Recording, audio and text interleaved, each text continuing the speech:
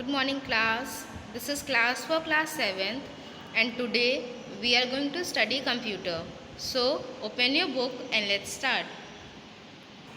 Open page number 16 जिसमें आप लोग का दिया हुआ है chapter 2 formulas functions and charts in Excel. ठीक है, एक्सेल क्या है? माइक्रोसॉफ्ट ऑफिस का एक पार्ट है, एक आप बोल सकते हैं एप्लीकेशन है जिसका यूज़ करके हम क्या करते हैं, जो एडिशन वगैरह हुए या जो बहुत सारे फॉर्मूलाज का यूज़ कर सकते हैं, चार्ट्स का फॉर्मेशन कर सकते हैं। ठीक है, उसके क्या क्या फंक्शंस होते हैं वो हम पढ़ेंगे कहाँ पे? इस चैप्टर में। ठीक है, तो इसका पहले इंट्रोडक्शन पढ़ लेते हैं। In this chapter you will learn how to create a basic formula in Excel. आप इस चैप्टर में क्या पढ़ोगे कि एक्सेल का यूज़ करके हम कैसे बेसिक फॉर्मूलाज को क्रिएट कर सकते हैं। One of Excel's most useful natures that it allows users to create formulas in order to perform calculation on data. इसका एक्सेल का सबसे यूज़फुल फीचर क्या है? यही है कि वो जो भी इंसान एक्सेल का यूज़ कर रहा है उसे अलाउ करता है कि उसे जिस हिसाब से कैलकुलेशन चाहिए वो अपने हिसाब से उस फॉर्मूला को क्रिएट कर सकता है और कैलकुलेशन जो है वो करवा सकता है। Excel also contain built in formulas called functions that make it easy to perform common calculations on data. ठीक है, एक्सेल क्या करता है? बिल्ट इन फार्मूलाज जो है अपने अंदर रखता है, मतलब उसमें ऐसे पहले से बहुत सारे फार्मूलाज पहले से बने रहते हैं जिनको हम फंक्शंस बोलते हैं, जिनका यूज़ करके हम जो कॉमन कैलकुलेशंस है वो इजीली कर सकते हैं। ठीक है, अब फार्मूलाज कैसे फॉर्म करते हैं या फार्मूलाज कैसे बनते हैं हम देखेंगे।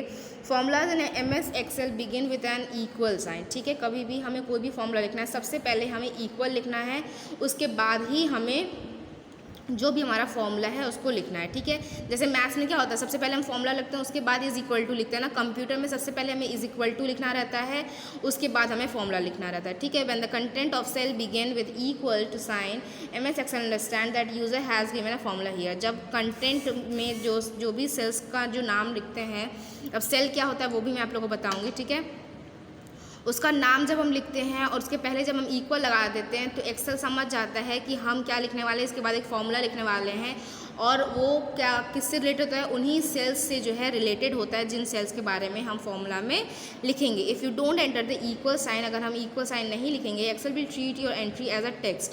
वो आपके एंट्रीज़ को, वो जो भी सेल की एंट्री रहेगी उसको एज अ टेक्स्ट लेगा और कैलकुलेशन नहीं हो पाएगी। ठीक है, to show how formula work we will begin with a simple exercise by selecting blank cell A1। ठीक है, अब जो A1 है वो कैसे होता है हम बताते हैं। जैसे A है और ये 1 है। ठीक है, तो यहाँ पे हमारा जो एड्रेस है, सेल एड्रेस, वो क्या रहेगा? ये A1, ये B है, ये 1 है। यहाँ का जो सेल एड्रेस है वो क्या रहेगा? B1। अगर हमें C में ऐड करना है तो सबसे पहले हमें क्या लिखना है? इज इक्वल टू, इन दोनों को ऐड करना है तो सबसे पहले इसका एड्रेस लिखेंगे A1 प्लस हमें B1 को ऐड करना है तो प्लस B1, तभी हमारा यहाँ पे जो आंसर है तभी हमारा सही निकल के आएगा। अगर हम सिर्फ A1 प्लस B1 लिखते हैं तो इसको जो एक्सेल है, MS एक्सेल, वो एज अ टेक्स्ट लेगा और हमें कैलकुलेशन का आंसर नहीं मिलेगा। ठीक है, अब देखते हैं इसमें क्या लिखा है। Then type is equal to 5 + 5 and then press enter key. ठीक है, आप 5 + 5 लिखोगे और एंटर की करोगे। As you press enter key, Excel perform the calculation and produces the result as 10 in cell A1। ठीक है, अब इसमें दिया है कि अगर मान लीजिए A1 है, इसमें आपने लिखा इज इक्वल टू 5 + 5 और जैसे आप एंटर क्लिक करोगे तो यहाँ पे डायरेक्ट 10 आ जाएगा। ठीक है, ऐसे बहुत सारे मान लीजिए आपके पास वैल्यूज़ हैं। ठीक है, उसको ऐड करना है और उसको आपको A1 पे लिखना है। तो आपको ऐसा नहीं करना है कि आपको कहीं और लिख के ऐड करना है, उसके बाद फिर आपको वैल्यू लिखनी है। आप A1 में लिखोगे इज इक्वल टू जितने भी आपके वैल्यूज़ है प्लस प्लस प्लस प्लस करते जाओगे, आपका यहाँ पे जैसे एंटर करोगे A1 में उसका एडिशन जो है वो आ जाएगा। मान लीजिए मल्टीप्लिकेशन है, बहुत लंबे लंबे मल्टीप्लिकेशंस हैं, तो आपको कहीं और मल्टीप्लिकेशन करने की ज़रूरत नहीं है।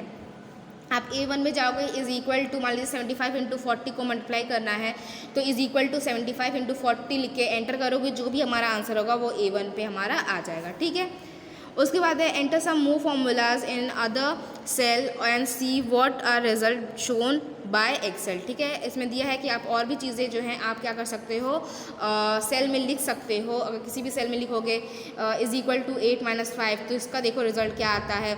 इज इक्वल टू 8 × 5 इसका रिजल्ट देखो क्या आता है। Is equal to 8 divided by 5 इसका रिजल्ट देखो क्या आता है। And is equal to 8 to the power 5 इसका रिजल्ट देखो क्या आता है। ठीक है, द रिजल्ट विल बी 340, 1.6 एंड 32,768 रिस्पेक्टिवली। ठीक है, तो इसका आंसर दे दिया कि ये आंसर्स आएंगे। Some formulas based on BEDMAS rule can be entered as. ठीक है, अब जो कुछ फार्मूलाज है जो हम बेडमास रूल में भी के भी थ्रू एंटर कर सकते हैं, जो हम लोग पढ़ते हैं मैथ्स में बोर्ड मास रूल आप लोगों ने पढ़ा होगा। कंप्यूटर में क्या होता है, बेड मास रूल। ठीक है, जिसका यूज़ करके हम इस तरह से करके भी हम अपने वैल्यूज़ को पा सकते हैं, हमें वो वैल्यूज़ मिल सकती है। You can also use cell address to perform calculation the way. अब सेल एड्रेस मैंने अभी बताया, सेल एड्रेस जो है 10 का सेल एड्रेस क्या हो जाएगा A1, 15 का सेल एड्रेस क्या हो जाएगा B1। तो इन्हीं सेल एड्रेस का यूज़ करके भी हम कैलकुलेशंस कर सकते हैं। उसके बाद है notice that when the cell 1 is selected in the formula bar, जब भी सेल 1 जो है यूज़ करोगे आप फॉर्मूला बार में, what appear in the cell is the result. ठीक है, जैसे हम यहाँ पे फॉर्मूला बार में, ठीक है, कहाँ है हमारा फॉर्मूला बार, यहाँ है। ठीक है, फॉर्मूला बार क्या है, fx के सामने हमारा फॉर्मूला बार है। अगर हम डायरेक्ट यहाँ पे ना लिखें, ठीक है, सी के ब्लॉक पे अगर हम ना भी लिखें, अगर हम फॉर्मूला बार में इज इक्वल टू A1 की वैल्यू प्लस B1 की वैल्यू को ऐड करने के लिए लिखेंगे, तो सी में डायरेक्ट उसका आंसर क्या आ जाएगा, हमारा रिजल्ट शो होने लगेगा। What appear in the formula bar is the value which is the formula in this case. ठीक है, क्या हमारा दिखता है फॉर्मूला बार में, जो भी फॉर्मूला हम इस केस में यूज़ कर रहे होंगे वो हमारा फॉर्मूला बार में दिखता है। ठीक है, आप चाहे यहाँ लिखो तो भी हमारा यहाँ पे 25 आएगा, आप चाहे यहाँ लिखो तो भी हमारा जो वैल्यू है वो 25 आएगा।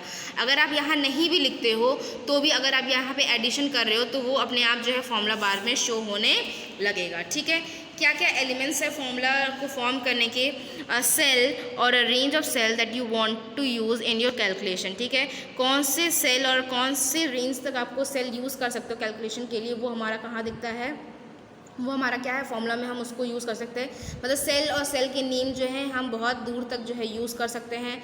सिंबल कौन कौन से यूज़ कर सकते हैं, ये सारे एडिशन, सब्ट्रैक्शन, मल्टीप्लिकेशन, डिवीज़न और डॉलर, परसेंटेज, पावर। ठीक है, ये सारे का यूज़ कर सकते हैं हम, फॉर्मूला को फॉर्म करने में यूज़ कर सकते हैं। कांस्टेंट में नंबर आ सकते हैं या सेल एड्रेस का यूज़ करते हुए टेक्स्ट भी, हमारे जो लेटर्स हैं अल्फ़ाबेटिकल लेटर्स, वो भी हमारे यूज़ हो सकते हैं। ठीक है, कॉपिंग ऑफ फॉर्मूला, अगर हमें क्या करना है, एक फॉर्मूला को कॉपी करना है, मतलब सब जगह एक ही फॉर्मूला यूज़ होगा, तो हम क्या कर सकते हैं, बार बार ना लिखते हुए फॉर्मूला को कॉपी कर लेते हैं, उसी को बार बार फिल करेंगे तो हमारा क्या हो जाएगा, जो फॉर्मूला है वो भी कॉपी पेस्ट हो जाएगा, प्लस हमारा टाइम भी बचेगा, जल्दी हमारे जो कैलकुलेशंस है वो हो जाएंगे।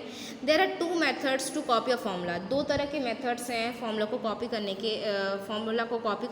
हाँ, यूजिंग द फाइल हैंडल का यूज़ करके select the cell that contain the formula. सबसे पहले तो सेल को सेलेक्ट करना है, सेल हमारे यही होते हैं। ठीक है, ये जो लिखा है ना A1 का ये जो है वो सेल है, C1 का ये जो ब्लॉक है वो सेल है। ठीक है, यही सारे क्या होते हैं, सेल होते हैं। सबसे पहले हमें सेल को सेलेक्ट करना है जिसमें फॉर्मूला लिखा हुआ है, then position the mouse pointer over the lower right corner of the cell until the black cross appear.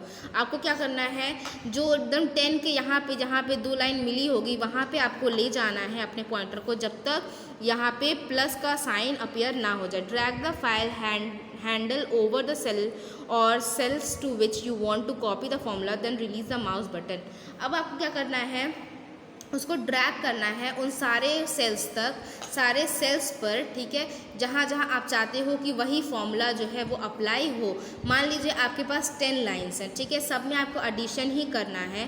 पहले में आप एडिशन करोगे, उसके बाद आपको सारे में एडिशन करना है, तो आपको क्या करना है, फर्स्ट वाले उसको सेलेक्ट करोगे, सेलेक्ट करते ही आपका कुछ जो बॉक्स है वो इस तरह से कहेगा डार्क ब्लैक में। ठीक है, फिर आप कॉर्नर पे ले जाओगे तो आपका प्लस अपीयर हो जाएगा। उसके बाद उसको जैसे ही आप 10 लाइन तक खींच लोगे तो आपके जो भी सारे हैं उसमें सारे फॉर्मूलाज कॉपी हो जाएंगे। ठीक है, मतलब उसको भी एक्सेल को पता चल जाएगा कि आपको उन सारे 10 लाइंस में आपको एडिशन ही चाहिए, तो उसी हिसाब से वो एडिशन करके आपको जो आपका आंसर है वो उस हिसाब से आपका आंसर दे देगा। Using copy and paste, copy paste का ऑप्शन यूज़ करके भी हम क्या कर सकते हैं, फॉर्मूला को कॉपी कर सकते हैं। सेलेक्ट द सेल, सबसे पहले हमें फिर से फॉर्मूला जिसमें लिखा हुआ है उस सेल को सेलेक्ट करना है, and on the home tab click copy. Home tab पे जैसे हम जाएंगे ठीक है। यहाँ पे हमारा होम टैब रहता है सेकेंड वाला, उसमें जैसे जाएंगे तो यहाँ पे हमारा कॉपी का ऑप्शन रहता है, ठीक है। यहाँ पे आप देखोगे पेस्ट के बगल में हमारा कॉपी का ऑप्शन हमारा यहाँ पे रहता है, ठीक है। उसको जैसे ही आप क्लिक करोगे आपका क्या होगा, सेलेक्ट द सेल और cells that you want to copy to it, ठीक है। उसके बाद जैसे आप कॉपी पे क्लिक करोगे आपको सेल सेलेक्ट करने के लिए बोले जाएंगे कि कौन सा सेल आपको जो है वो कॉपी, कौन से सेल में आपका जो भी आप कॉपी किए वो आपको पेस्ट करना है, ठीक है।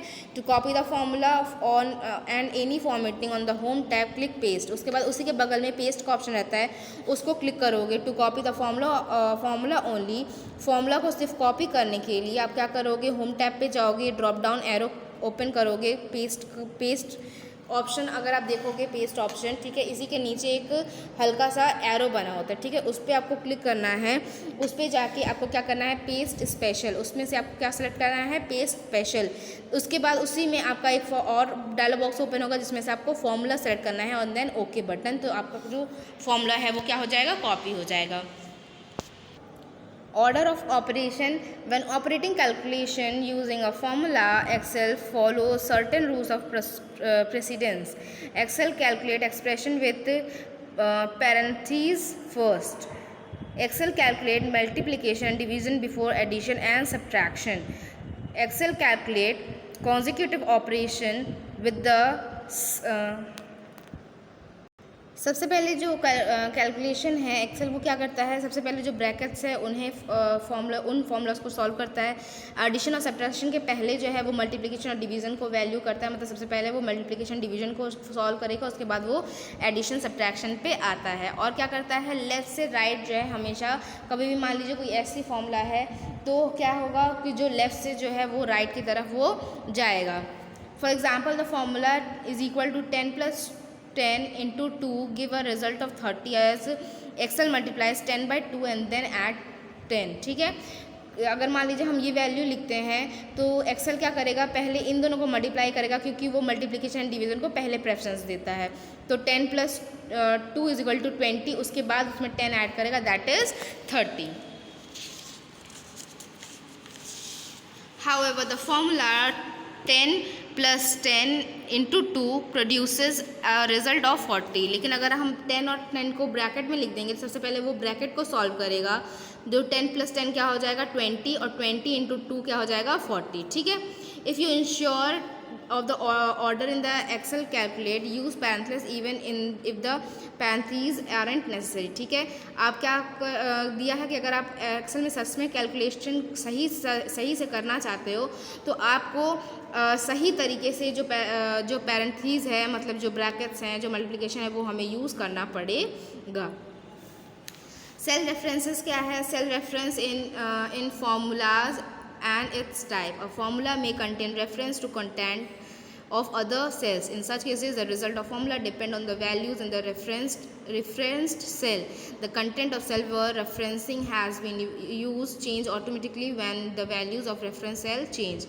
To see how it works, enter 10 in cell A1. Now select A2 and type A1 into A2 and enter key the value in A2 is 20, ठीक है। आप क्या कर सकते हो, सेल रेफरेंस का यूज़ करके भी आप फॉर्मूलाज लिख सकते हो या चीज़ें लिख सकते हो। जैसे अगर आपने A1 में 10 लिखा और आपको A2 में 20 लिखना है या कुछ भी लिखना है तो क्या करोगे आप, A1 अगर A2 में आप = A1 × 2 लिखोगे और एंटर क्लिक करोगे तो A2 में अपने आप 20 लिख के आ जाएगा, ठीक है। तो इस तरह का यूज़ सेल का यूज़ करके, सेल एड्रेस का यूज़ करके आप क्या कर सकते हो, चीज़ें लिख सकते हो।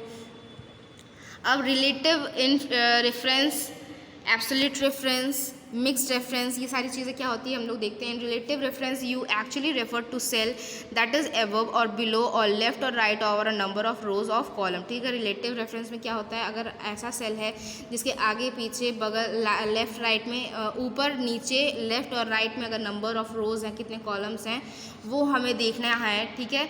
उनसे जो है हमें फॉर्मूलाज बनाने हैं तो हम रिलेटिव रेफरेंस का यूज़ कर सकते हैं। जैसे if you refer to cell D2 from F2 you are actually referring to a column that is 2 column to the left of D2, ठीक है। D2 से अगर हमें F2 पे जाना है तो हम ये बोल सकते हैं कि D2 से हमें किधर जाना है, D2 से जो है हमें 2 लेफ्ट की तरफ सेल जाना है, तब हमें जो है क्या मिलेगा, F2 जो है वो मिलेगा। ठीक है, जैसे इसमें दिया है कि अगर मान लीजिए आपने E2 के जो सेल है उसमें लिखा है is equal to C2 plus D2। ठीक है, अगर रिलेटिव रेफरेंस है तो जैसे ही आप उस फॉर्मूला को E2 से ड्रैग करके F2 पे लाओगे तो जो F2 है उसमें ऑटोमेटिकली क्या लिख जाएगा, is equal to C3 plus D3। मतलब जिस हिसाब से आप ड्रैग करते जाओगे उस हिसाब से आपके सेल के हिसाब से आपका जो भी फॉर्मूलाज हैं वो भी चेंज होते जाएंगे। ठीक है, कॉपी तो आप करोगे फॉर्मूला को, लेकिन आपके जो वैल्यूज़ रहेंगे, सेल एड्रेसेस रहेंगे, वो चेंज होते रहेंगे अगर रिलेटिव रेफरेंस आपने सेलेक्ट किया है तो। एब्सोल्यूट रेफरेंस क्या है, in case if you wish to maintain the original reference as they were, you should make use of the absolute reference. If you want to make the above example retain the original reference when it is copied, when you should precede the column reference and the row reference by a dollar symbol, that is you should use the formula as $C $2 plus $D $2, so that when you copy the formula the original reference is retained। Absolute reference अगर हम select करते हैं तो क्या होगा, हमारे जो formulas हैं वो कभी नहीं चेंज होगा। जैसे मान लीजिए अगर हमें 10 रोज़ में एक ही वैल्यू चाहिए, मतलब अगर 10 रोज़ में हमें C2 और D2 को ही सिर्फ ऐड करना है, और अगर हमने एक में लिखा dollar is equal to $C $2 plus $D plus $D $2 और उसको हम ड्रैग करेंगे नेक्स्ट सेल में, तो हमारा वहाँ पे भी जो फॉर्मूला है वो क्या लिख के आएगा, same dollar is equal to $C $2 plus $D $2। ठीक है, तो मतलब दोनों में जो है वो वैल्यूज़ जो हैं वो क्या आ जाएंगी, सेम आ जाएंगी। रिलेटिव रेफरेंस में क्या हो रहा था, जिस हिसाब से जो पहला फॉर्मूला बना है उस हिसाब से जो है वो हर लाइन में, हर ब्लॉक में जो है आपका जो फॉर्मूला है वो चेंज होता जाएगा, लेकिन एब्सोल्यूट रेफरेंस में ऐसा नहीं है। मिक्स रेफरेंस, नाम से पता चल रहा है मिक्स रेफरेंस में क्या होता है, मिक्स यू में need to make the cell reference as mix reference.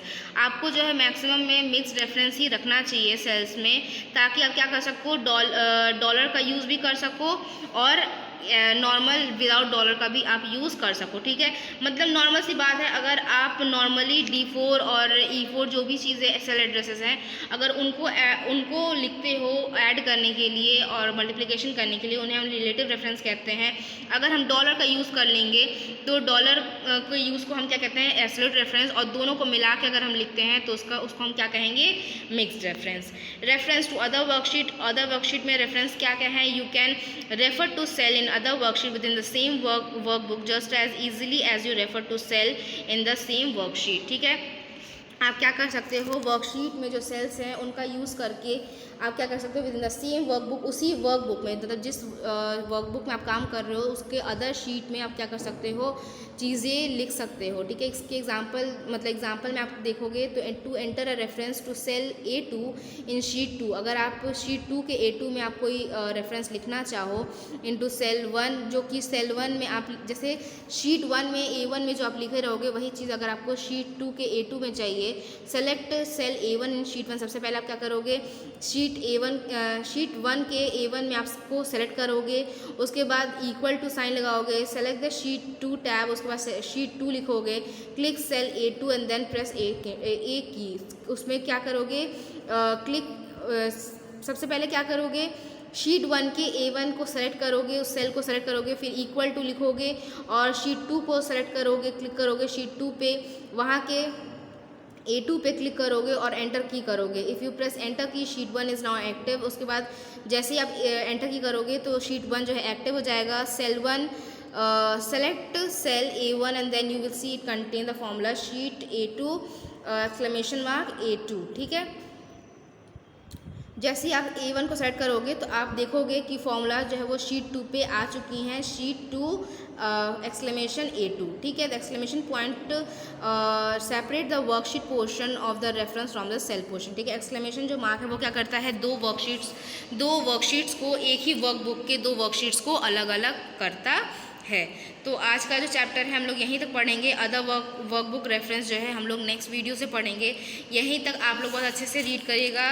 बहुत टफ चैप्टर नहीं है। हाँ, फॉर्मूलाज जो है फॉर्म करने में, उनके रेफरेंसेस जानने में आपको थोड़ी सी दिक्कत हो सकती है, लेकिन बहुत ईजी है, बहुत ज़्यादा टफ नहीं है। इन चीज़ों को पढ़िएगा आप लोग, और आगे की जो चीज़ें हैं, आगे का जो अदर वर्कबुक रेफरेंस है, ये आपको नेक्स्ट वीडियो में पढ़ाया जाएगा। Thank you.